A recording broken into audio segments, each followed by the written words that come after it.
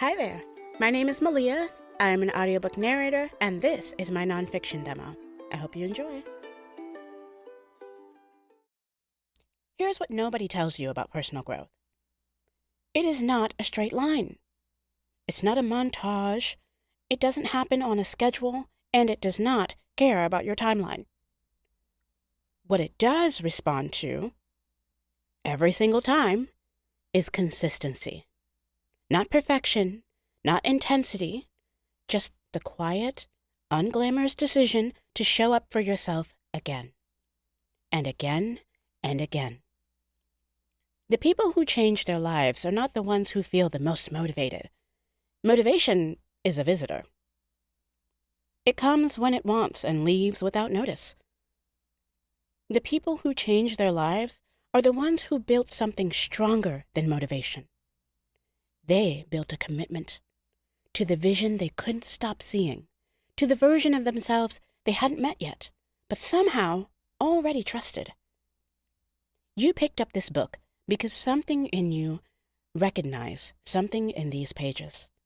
That recognition is not an accident.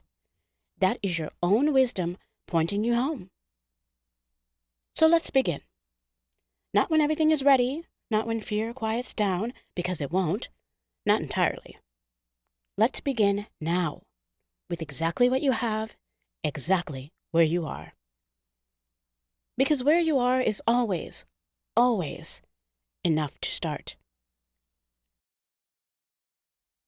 There is a particular kind of grace that cannot be taught. It lives in the way someone moves through a room, through a role, through life. Unhurried, deliberate, luminous. Jasmine Guy has always possessed that grace, even when the character she played did not. Born in Boston and raised in Atlanta, Jasmine came to performance the way some people come to water, naturally, inevitably, as though the distance between herself and the stage was never really a distance at all. She trained seriously, moved to New York, and in 1987 landed the role that would write her into television history. Whitley Marion Gilbert of A Different World was everything Jasmine was not. Spoiled, imperious, magnificently oblivious. And yet, Jasmine played her with such specificity, such layered humanity, that audiences didn't just laugh at Whitley. They loved her. They saw themselves in her, which is the quiet miracle of truly committed acting. What Jasmine built over a career spanning decades was not a brand. It was a body of work. Theater, television, music, motherhood, advocacy. Each chapter held with intention. She moved through the noise of the entertainment industry the way she moved through everything else, with that grace. Nobody told Patti LaBelle she couldn't. Not her circumstances, not the industry, not even the sequins that were, at times, defying gravity right along with her. Born Patricia Louise Holt in Philadelphia in 1944, Patti didn't just enter a room.